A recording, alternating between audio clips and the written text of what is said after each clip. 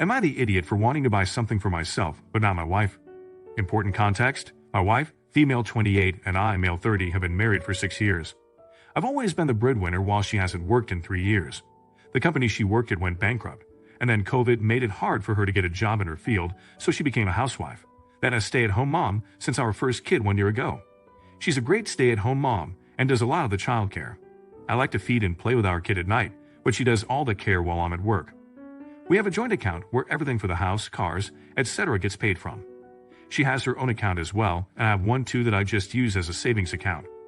Half my earnings go to the joint account and half to the savings account. I give my wife $100 a week for her personal account for helping around the house and with our kid. But if she needs something that's shared for the house or gas money, that comes from the joint account. We also go shopping weekly for groceries, and all that comes from the joint account too. She has access to all the money, but I don't let her spend too much, so that's why she gets an allowance. She usually just uses her personal money for clothes. Last week she bought a new pair of expensive boots. My wife also has credit card debt that I wasn't involved in, but I'm hoping to pay off since she obviously doesn't work right now. This month I got a bonus from work and used it to pay off her debt completely. It was about $10. I also wanted to buy myself a £5 and asked my wife if that was okay since I was trying to be polite and make joint decisions with her. She told me, "Well then, do I get to buy something too?" I was really confused because I just paid off her entire debt recently, and she bought boots last week from the allowance I gave her. She told me it wasn't fair if I get to buy something and she doesn't, but I said I never buy stuff like that. She said I spend money on food all the time so it evens out, but I don't spend that much, maybe like $5 a day for lunch at work. I ended up telling her to just forget about it. I didn't need to buy the £5, but now she's telling me I'm an idiot because I would rather make both of us miserable than buy her something. But I just didn't want to spend $1,000 instead of $500 when I just paid $10 on her debt, so I changed my mind. I can see how she doesn't see paying off debt as a treat, but it was still a lot of money, and she also buys fun things all the time with her allowance while I put my extra money into the savings account. I don't think she likes that I save more than I let us spend because she likes to buy stuff all the time. Her sister is also a stay-at-home mom, and her sister's husband always remarks how he can't afford all the new clothes she wants to get, so I think this is just some kind of spoiled behavior that their parents taught them. So, am I the idiot? Not the idiot. However, you should put aside $100 for yourself each month for your own needs. Basically, doing the same thing as you do for her. This way you can buy the things you need without having to ask. That being said, your wife's attitude bothers me. She is taking you for granted now. If my husband paid off my debt, I believe that I would be the one suggesting that he get himself something nice. Not the idiot. You just paid off $10,000 of her debt. That's a huge amount of money. If you didn't have to pay that off, she definitely would have gotten something as well. You just did something that is extremely generous on her behalf. Instead of bitching about wanting something too, she should be thanking you. Buy yourself your £5. Do it. If you don't buy things for yourself often, then get yourself a little treat. Is he holding money over his wife's head? Let me know in the comments. Now, am I the idiot for not wanting officially adopting my daughter? This is long and messy. In high school, I had two best friends. Mark, who passed away in May, who is 32. I, male 30, got kicked out of the house when I turned 16. Mark's family took me in and became like my adopted parents. Mark and May started dating when they were juniors in high school. After they graduated, Mark joined the military. During his first leave, May became pregnant. Shortly after his return to service, Mark passed away. We were devastated. She at the time was staying with Mark's parents, and I was still living there. I took her to all of her appointments, helped her through her pregnancy. They put Mark's name on the birth certificate. By this time, I had graduated early and was looking to go to local college. I became busy with school, but helped any time I could. 3 years later, I graduated and got a good job in my own place. May moved in with me with her now 3-year-old daughter, Alice. Alice started calling me Dada. We tried to persuade her not to do that, but we failed. A year of us living together, I started having real feelings for May. I talked to Mark's parents, and they gave me the green light. Nothing happened between us up to this point. 2 years later, we married. 1 year after that, she gave birth to our daughter, Jenny. Yesterday was Alice's 12th birthday. It was just me, May, Alice, Jenny, and Mark's parents. We have told her about Mark throughout the years, and she knows that he is really her dad. When Alice finished opening her presents, she pulled the last one out and handed it to me. I opened it, and it was adoption papers. At some point, Alice told May that she wanted to be officially my daughter. I explained that she is my daughter and I love her with all my heart. I try to explain that Mark is her birth father and that she is both his and my daughter. With that, I gently explained that I don't think it was a good idea and I would have to think about it. She got upset and ran to her room. Mark's parents ended up leaving. May and I got into a fight. I said I don't want to erase Mark from our history. After some back and forth, she called me an asshole and walked in Alice's room. She wouldn't let me in to talk and locked me out of the room. This morning, she would not talk to me and Alice was still crying. I don't know what to do. Please help. Also, I know it will be said divorce is not an option. I plan on going over to Mark's parents later tonight. Edit. I've not talked to Mark's parents yet. I will later tonight. Also, we have never discussed this situation in the past. I thought we were in a place of understanding that I am her dad, but Mark was her father. Her birthday was on Tuesday. Not the idiot. And first of all, sorry for the loss of your friend.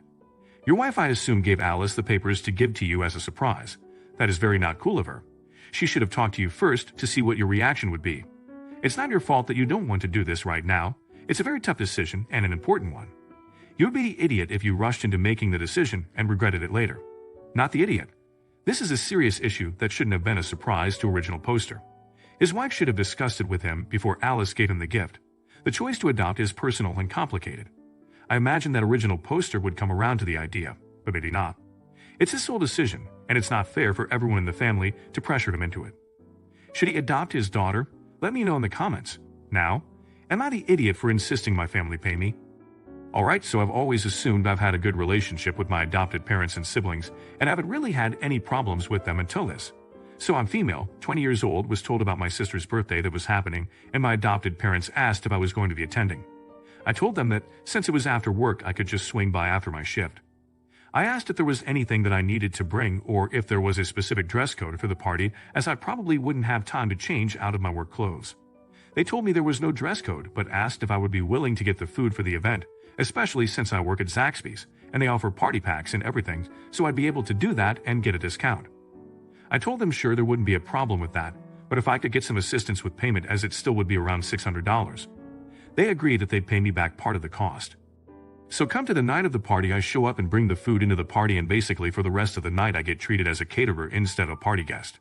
Even by my parents and my sister, which frankly made me slightly irritated as I didn't really get to enjoy the party at all. So after the party, I pulled my sister off to the side and I handed her a bill. She looked confused as it was the full bill for everything that I had gotten. I told her that since I didn't get to enjoy the party and was delegated to working it then, I'm not going to work for free, even for family after I had expected to be a guest. I didn't even get to have any of the food. This got us into a pretty heated argument where my sister was saying that I was ruining her birthday and that it was an idiot move to charge for the entire bill after I had agreed to bring food for the party. I said that it was an idiot move to treat me as if I was working the party and that the bill stands. The argument continued on for a little bit before I left after telling her that I better get payment. But now I'm wondering if it was a little harsh and if I am being an asshole. Edit. Since it seems to be a common question of why I went to my sister, let me explain that my parents had left earlier than when the party ended, and I didn't realize at the time. I felt comfortable giving my sister the bill because she also treated me as a caterer and not a guest. I don't think that it can be an excuse if I'm an asshole or not, but since people keep asking, I'll give an answer. You're the idiot. You state your parents asked you to bring the food, which means you should have brought up the matter of payment with them, not your sister. I understand you felt like you were treated as an employee, and that sounds like maybe it was true, but the time to bring that up was in the moment, not after the party was over. Not the idiot. But you should have directed all that towards your parents, not the sister. Regardless if you were treated like a caterer, you better charge them for the full amount. You didn't enjoy the party, you didn't eat, and were treated poorly. They need to compensate. Is she being greedy? Let me know in the comments. Now, am I the idiot for screaming at my sister for keeping secrets about my kid from me? I, female 35, live with my husband 35, and our 2 children, Madison 14, Katie 11. My sister Amanda 29 also lives with us. We have an agreement. She doesn't have to pay rent, but help with groceries and watch the girls when needed or get them to or from school. Our daughter Madison is a lot of work. She skips school and sneaks out. I found vapes in her bedroom and weed pens. Amanda was very similar to Madison at this age. Our dog had gotten out a few days ago, so I was replaying our outdoor video cameras to see if he came back for the food I left out in the middle of the night. Instead, I see Amanda leaving, then pulling up again around 45 minutes later at 3 a.m. She then gets out of her car, goes around to the passenger side, and pulls out Madison, who is literally stumbling. Amanda's practically carrying her in. You could tell she was drunk. I was so mad, I went straight to Amanda's room and asked her what the hell that was. She then admitted to me that Madison had called her really drunk. She had snuck out. She then told me that Madison begged her not to tell us. I was so livid. Madison was home that day from school because she was puking. I thought she caught a bug when she was just super hungover. I started yelling that she couldn't keep things like that from us, and that Madison is 14 and we should have been notified immediately. I told her she betrayed my trust. Amanda just quietly apologized. I left the room and a few minutes later I could hear her crying. Madison is now grounded and refuses to talk to Amanda for ratting her out, and Amanda has been mostly in her room. My husband told me earlier that Amanda was talking to him about how guilty she feels for upsetting you so badly. He said she seemed really upset. I feel bad because it's days later and she's still upset, but she has to know she can't do those things. Edit. Before my sister moved in, my daughter had called me many times to pick her up in the middle of the night. She knows she can call me. I'm quiet when I pick her up. There's no yelling or arguing. But she does have consequences the next day. In this situation, she was trying to avoid her consequences the next day. You're the idiot. Your sister was put between a rock and a hard place. She had to choose between being loyal to your daughter or being loyal to you, and she rightfully chose your daughter. Your daughter is in a vulnerable place and needs an ally more than you do. You owe your sister an apology. I wonder if your sister could have told you without you having a meltdown.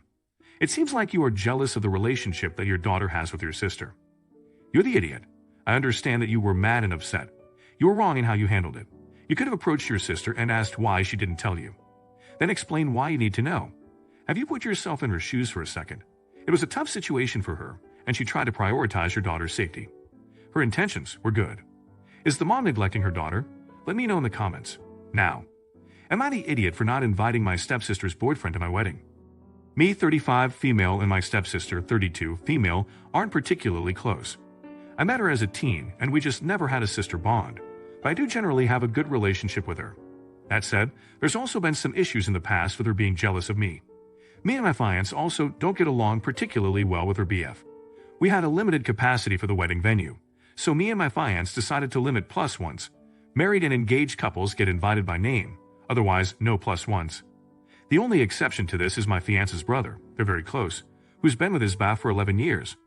Most of our guests who aren't married or engaged are not in long-term relationships anyway, and they've been understanding. S is invited but no plus one. I told her beforehand the rule we had.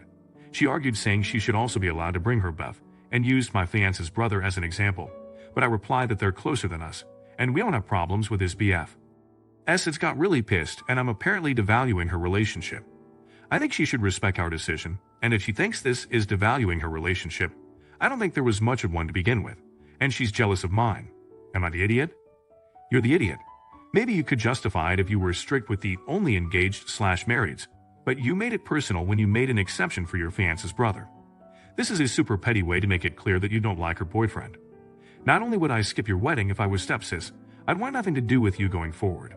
So congrats on making family gatherings and events awkward for years to come. Not the idiot. I don't think people are looking at where original poster says they explicitly do not like her boyfriend. If the couple doesn't like you, why would you be invited to their wedding? Your spouse or partner is not entitled to be invited to anyone's wedding, especially if they don't like them.